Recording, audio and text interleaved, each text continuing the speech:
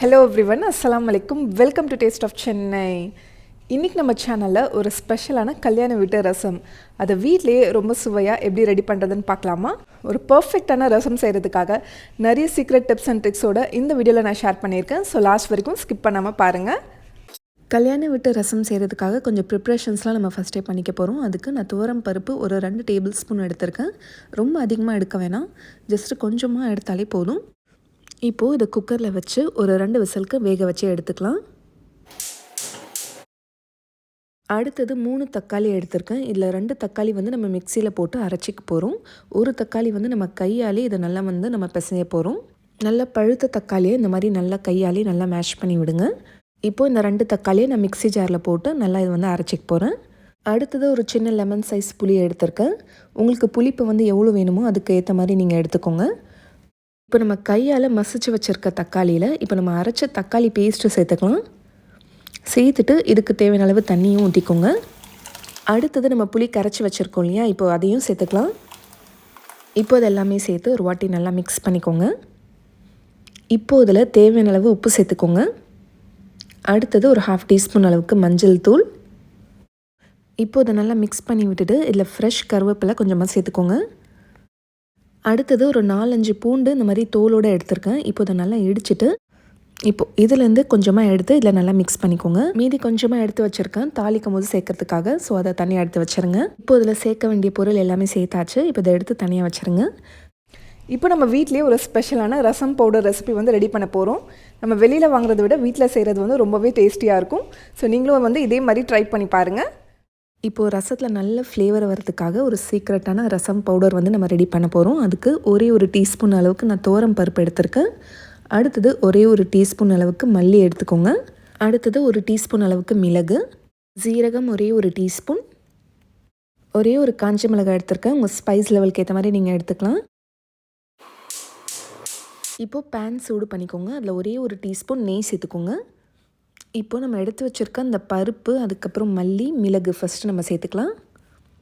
சேர்த்துட்டு இது கொஞ்சம் நல்லா ஃப்ரை ஆகட்டும். நல்லா வாசனை வந்ததுக்கப்புறமா இப்போ லாஸ்ட்டாக நம்ம வந்து காஞ்ச மிளகாய் சேர்த்துக்கோங்க.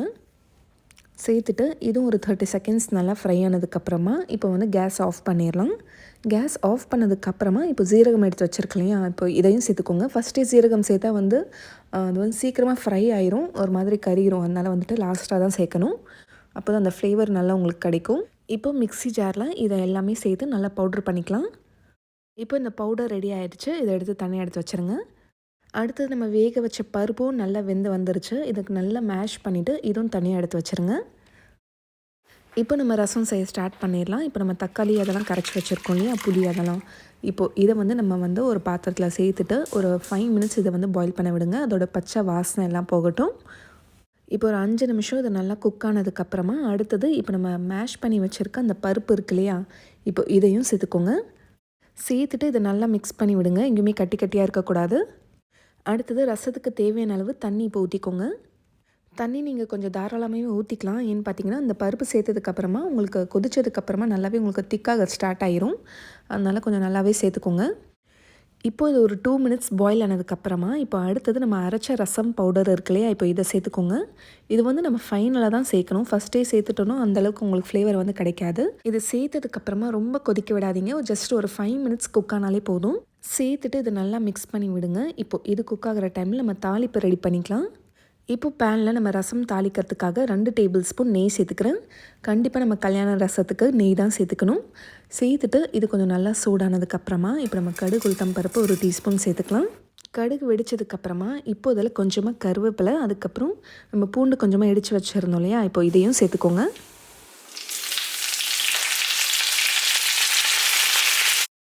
ரெண்டு காஞ்ச மிளகாய், அதுக்கப்புறம் ஒரு சிட்டிக்க பெருங்காயத்தூள்,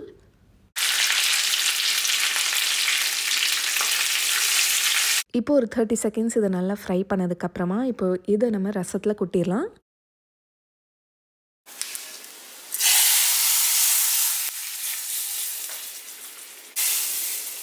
இப்போது ரசத்தில் வந்து கொஞ்சம் நுர வர வரைக்கும் இது வந்து பாயில் ஆகட்டும். அது வரைக்கும் வெயிட் பண்ணுங்கள். இது இன்னொரு முக்கியமான இன்க்ரீடியன்ட் சேர்க்க போகிறோம். இது வந்து மல்லித்தழை. கொஞ்சமாக மல்லித்தழை எடுத்து நல்லா ஃபைனாக சாப் பண்ணிக்கோங்க. இப்போது ரசம் இறக்கிறதுக்கு முன்னாடி ஃபைனலாக இந்த மல்லித்தழையும் அதில் சேர்த்துக்கலாம். இப்போ ரசம் பார்த்திங்கன்னா நல்லா நுரக்கட்டி வந்துருச்சு. இந்த ஸ்டேஜ்க்கு அப்புறமா நம்ம கொதிக்க விடக்கூடாது. கொதிக்க வச்சிங்கன்னா ரசம் கசந்துரும். ஸோ கரெக்டாக வந்து இந்த ஸ்டேஜில் வந்து ஆஃப் பண்ணிடுங்க. அவ்வளோதான். பார்க்கவே எவ்வளோ மவுத் வாட்டரிங்காக இருக்குல்ல. இப்போ ரொம்ப ரொம்ப சுவையான நம்ம வீட்டிலேயே செஞ்ச கல்யாண வீட்டு ரசம் ரெடி ஆயிடுச்சு. நல்ல அந்த சூடான ரசம் கூட நல்ல சுட நம்ம ஒயிட் ரைஸ் வச்சு நம்ம சாப்பிட்டோன்னா செமையாக இருக்கும். இது கூட வந்து நம்ம ஒரு சூப்பரான காம்பினேஷன் உருளைக்கிழங்கு வறுவல் செய்ய போகிறோம். அதுவும் நம்ம கல்யாண வீட்டு ஸ்டைலில் எப்படி செய்கிறதுன்னு பார்ப்போம் வாங்க. 2 பெரிய சைஸ் உருளைக்கிழங்கு எடுத்திருக்கேன். இப்போ இதை வந்து நம்ம கட் பண்ணிக்க போகிறோம். இது வந்து நம்ம ஸ்கின் வந்து எடுத்துட்டும் கட் பண்ணலாம், ஸ்கின்னோடையும் கட் பண்ணலாம், உங்களோட இஷ்டம் தான். கொஞ்சம் வந்து ரொம்ப பெருசாகவும் இல்லை ரொம்ப சின்னதாகவும் இல்லாமல் கொஞ்சம் மீடியம் சைஸ் அந்த ஷேப்பில் வந்து கட் பண்ணிக்கிறேன். இப்போ ஒரு பாத்திரத்தில் தண்ணி பாயில் பண்ணிவிட்டு இப்போ நம்ம வந்து உருளைக்கிழங்கு வேக வச்சுக்க போகிறோம். அதில் 1 டீஸ்பூன் உப்பு, ஒரு 1/2 டீஸ்பூன் மஞ்சள் தூள் சேர்த்துக்கோங்க. இது ஒரு 50% வெந்தால் போதும். கரெக்டாக ஒரு 2 மினிட்ஸ் மட்டும் பாயில் பண்ணிக்கோங்க. அதுக்கு மேலே வேக வைக்காதீங்க. இந்த உருளைக்கிழங்கு வறுவல் ரெசிபிக்கு ஒரு ஸ்பெஷலான மசாலா வந்து நம்ம ஃப்ரை பண்ணி அரைக்க போகிறோம். அதுக்கு ஒரே 1 டேபிள் ஸ்பூன் அளவுக்கு கடலைப்பருப்பு எடுத்திருக்கேன். உளுந்து ஒரே 1 டேபிள் ஸ்பூன் எடுத்திருக்கேன். ஒரே 1 டேபிள் ஸ்பூன் அளவுக்கு மல்லி எடுத்திருக்கேன். ஒரு 5-6 காஞ்ச மிளகாய் எடுத்துக்கோங்க. வெந்தயம் ஒரு 1/4 டீஸ்பூன் சேர்த்துக்கிறேன். சோம்பு ஒரே 1 டீஸ்பூன் சேர்த்துக்கிறேன். இப்போ பேனில் ஒரே 1 டீஸ்பூன் ஆயில் சேர்த்துட்டு இப்போ இதை எல்லாமே சேர்த்துட்டு நல்லா வாசனை வர வரைக்கும் அதை நல்லா ஃப்ரை பண்ணிக்கோங்க. பருப்பெல்லாம் நல்லா கொஞ்சம் செவந்து வரட்டும். இப்போ பாருங்கள், இது நல்லா ஃப்ரை ஆயிடுச்சு, நல்லா வாசனை வருது. இப்போ கேஸ் ஆஃப் பண்ணிவிட்டு இப்போது மிக்ஸி ஜாரில் நம்ம அரைச்சி எடுத்துக்கலாம். இப்போ உருளைக்கிழங்கு ஒரு 50% நல்லா குக் ஆயிடுச்சு. இப்போ இதை ஸ்ட்ரெயின் பண்ணி எடுத்து வச்சுக்க போகிறேன். இது கொஞ்சம் நேரத்துக்கு நல்லா ஆறட்டும். இப்போ பேனில் ஒரு 4 டேபிள் ஸ்பூன் எண்ணெய் ஊற்றிருக்கேன். அந்த ஒரே 1 டீஸ்பூன் கடுகு உளுத்தம் பருப்பு, அதை நல்லா பொரிஞ்சு வந்ததுக்கப்புறமா அது கூடவே கொஞ்சமாக கருவேப்பிலை, ஒரு சிட்டிக்கு பெருங்காயத்தூள் சேர்த்துக்கலாம். இப்போது நம்ம பாயில் பண்ணி வச்சுருக்க அந்த உருளைக்கிழங்கையும் சேர்த்துக்கோங்க. சேர்த்துட்டு ஒரு 5 மினிட்ஸ் இதை நல்லா அந்த ஆயிலே நல்லா ஃப்ரை பண்ணுங்கள். இப்போது இதில் கொஞ்சமாக தேவையான அளவு உப்பு சேர்த்துக்கோங்க. ஏற்கனவே நம்ம உருளைக்கிழங்கு பாயில் பண்ணும்போதும் கொஞ்சமாக உப்பு சேர்த்துடணும். இப்போ இதில் கொஞ்சமாக சேர்த்துக்கோங்க. அடுத்தது நம்ம அரைச்ச இந்த மசாலா பவுடர் இருக்கு இல்லையா, இப்போ இதையும் சேர்த்துக்கலாம். சேர்த்துட்டு ஒரு 10 மினிட்ஸ் இதை நல்லா அந்த எண்ணெயிலே நல்லா ரோஸ்ட் ஆகட்டும். இப்போது உருளைக்கிழங்கு நல்லா ரோஸ்ட் ஆயிடுச்சு. இப்போது ஃபைனலாக நம்ம கொஞ்சமாக இதில் வந்து பெப்பர் பவுடர் சேர்த்துக்கலாம். ஒரே 1 டீஸ்பூன் நான் சேர்த்துருக்கேன். அதுக்கப்புறம் சீரகத்தூள் 1 டீஸ்பூன். அவ்வளோதான். இப்போ இதை நல்லா மிக்ஸ் பண்ணி விட்டுட்டு ஒரு 2 மினிட்ஸ்க்கு இதை நல்லா ஃப்ரை பண்ணுங்கள். நல்லா கிறிஸ்பி ஆனதும் இப்போ கேஸ் ஆஃப் பண்ணிடலாம்.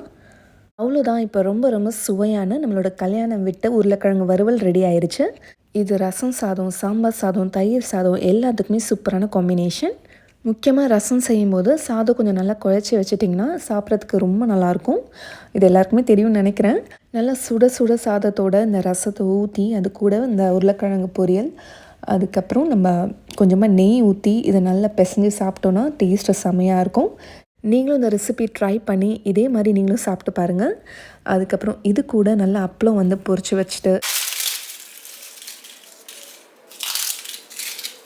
அப்பளத்தை ரசத்தோடு சாப்பிடும்போது செமையாக இருக்கும்.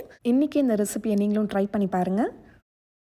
உங்கள் எல்லாருக்குமே இந்த ரெசிபி ரொம்ப பிடிச்சிருக்குன்னு நினைக்கிறேன். இந்த வீடியோ உங்களுக்கு பிடிச்சிருந்தால் லைக் பண்ணுங்கள். உங்களோட ஃப்ரெண்ட்ஸ் அண்ட் ஃபேமிலிக்கும் மறக்காமல் ஷேர் பண்ணிக்கோங்க. இந்த ரெசிபி ட்ரை பண்ணிங்கன்னா மறக்காமல் ஃபோட்டோஸை எங்களோட இன்ஸ்டாகிராம் பேஜ் டேஸ்ட் ஆஃப் சென்னைக்கு சென்ட் பண்ணி வைங்க. இதே மாதிரி இன்னும் நிறைய ரெசிபிஸ் நம்ம சேனலில் வந்துகிட்டே இருக்குது. அதெல்லாம் நீங்கள் மிஸ் பண்ணாமல் பார்த்துட்டே இருக்கணும்னா நம்ம சேனல் டேஸ்ட் ஆஃப் சென்னையை மறக்காமல் சப்ஸ்கிரைப் பண்ணுங்கள். நாளைக்கும் இதே மாதிரி வேறொரு சூப்பரான வீடியோவில் சந்திக்கிறேன். தேங்க்யூ ஸோ மச் ஃபார் வாட்சிங்.